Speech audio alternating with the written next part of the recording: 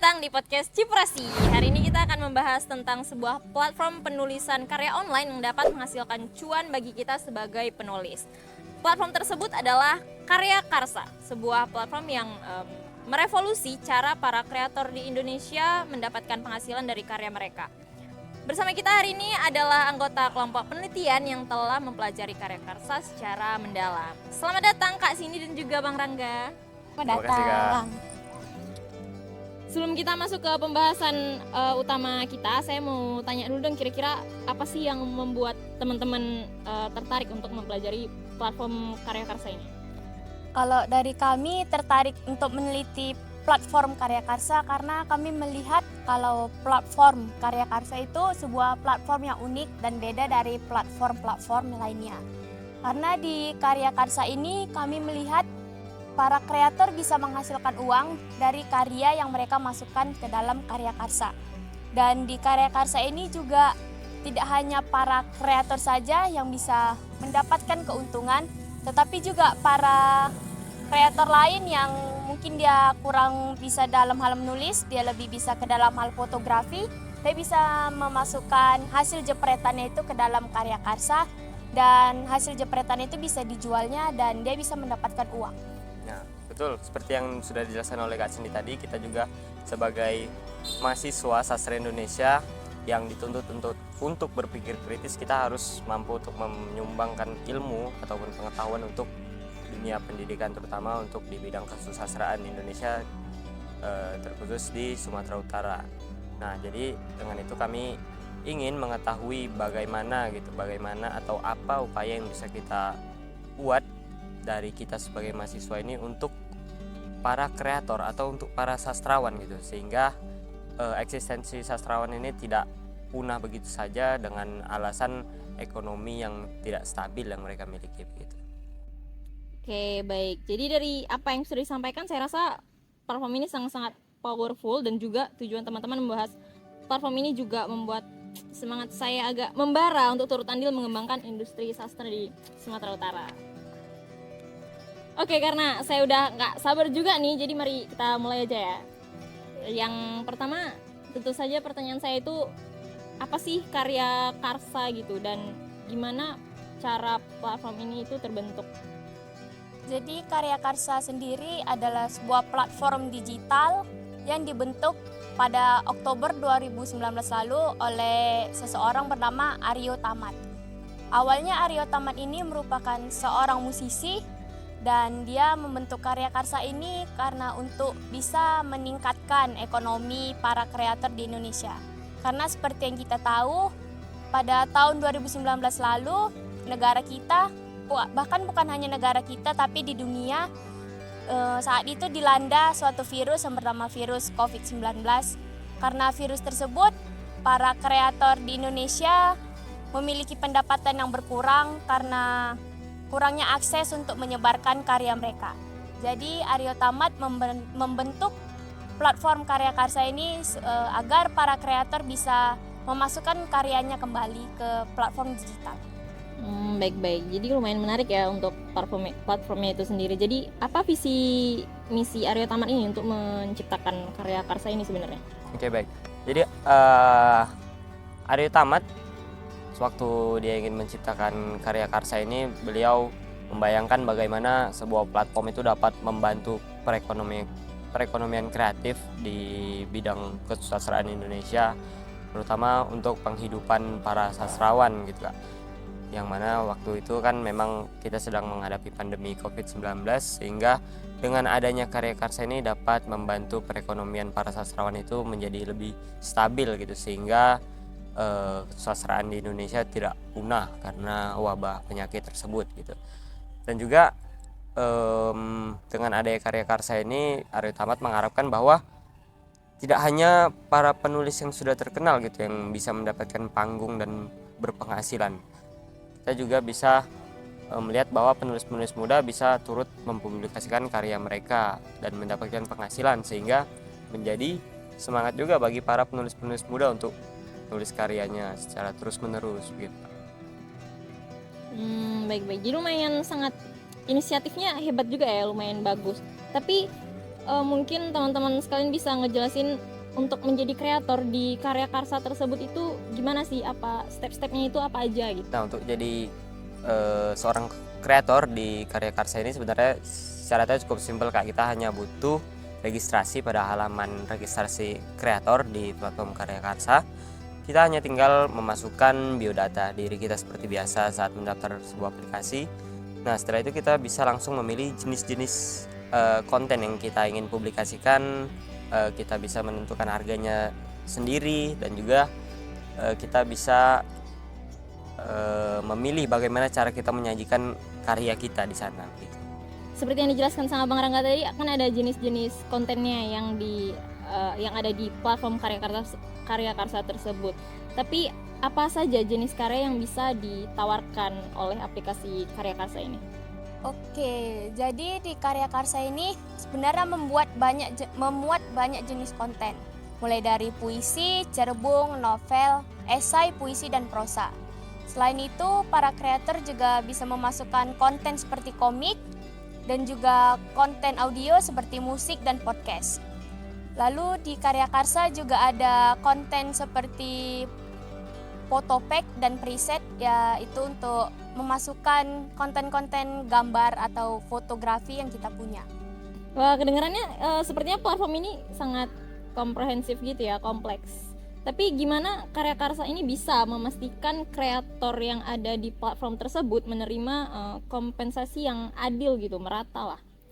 Jadi karya karsa ini memberi fasilitas kepada kreator dari penggemar untuk memberikan uang melalui OVO, GoPay, dan juga transfer bank.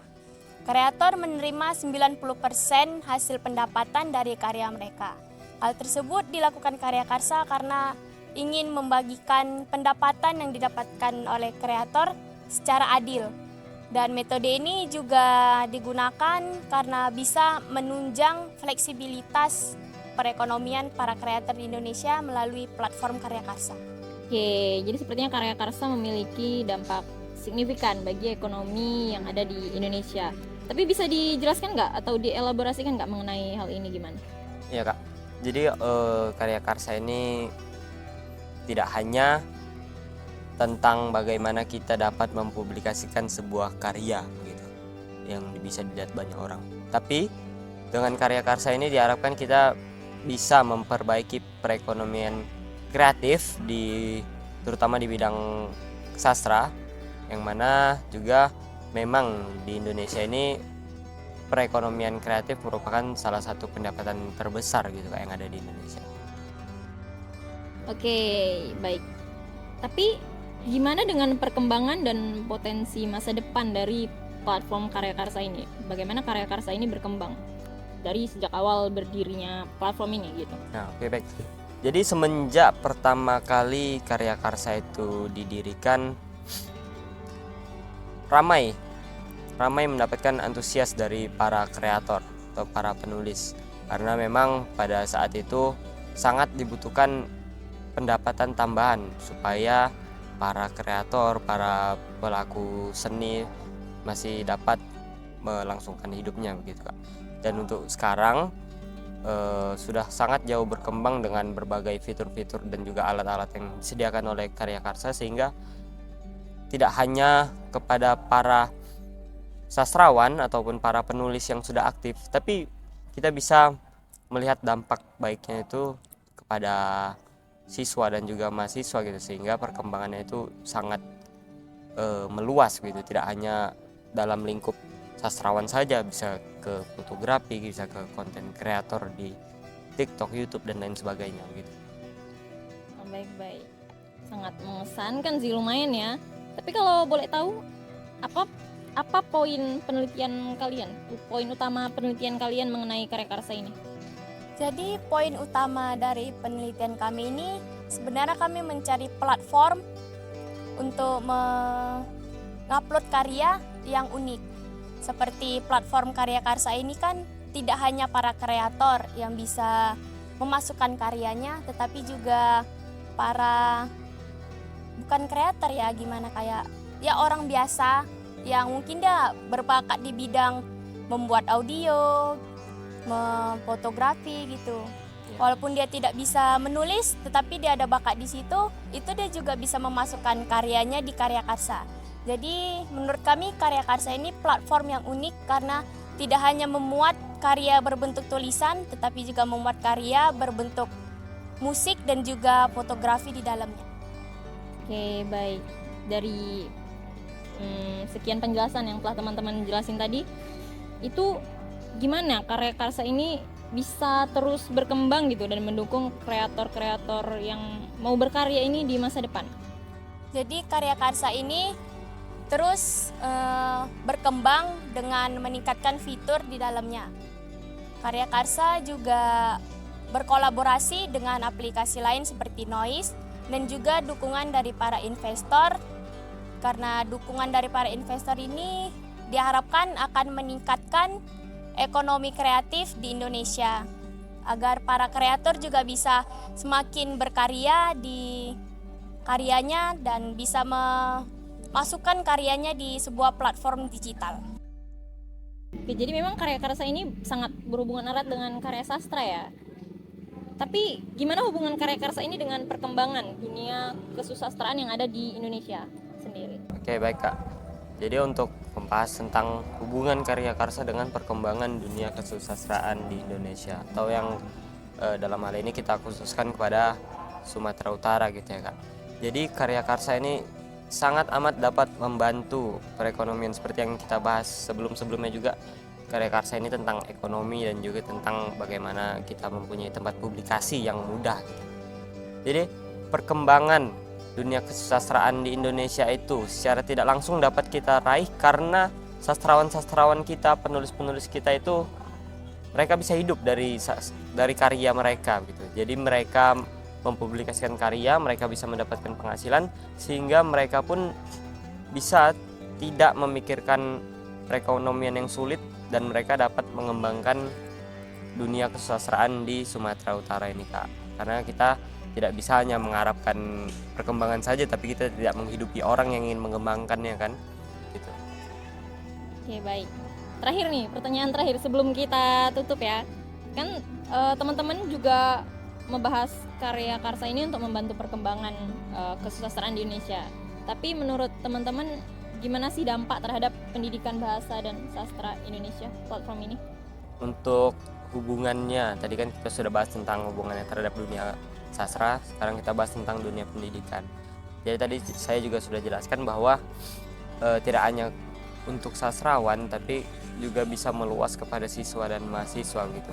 Sehingga jika ditanya apa hubungannya begitu, kita bisa lihat bahwa para siswa dan mahasiswa itu dapat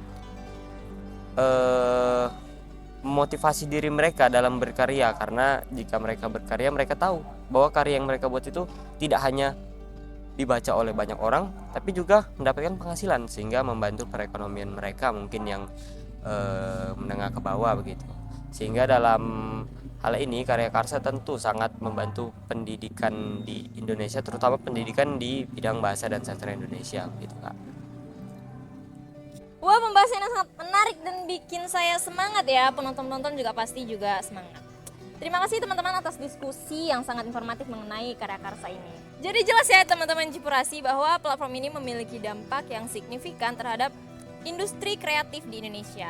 Kita tunggu bagaimana perkembangan selanjutnya sama-sama bareng Cipurasi. Dan itulah podcast kita pada hari ini. Tetaplah bersama kami untuk diskusi-diskusi menarik lainnya tentang inovasi dan kreativitas. Sampai jumpa di lain kesempatan. Bye.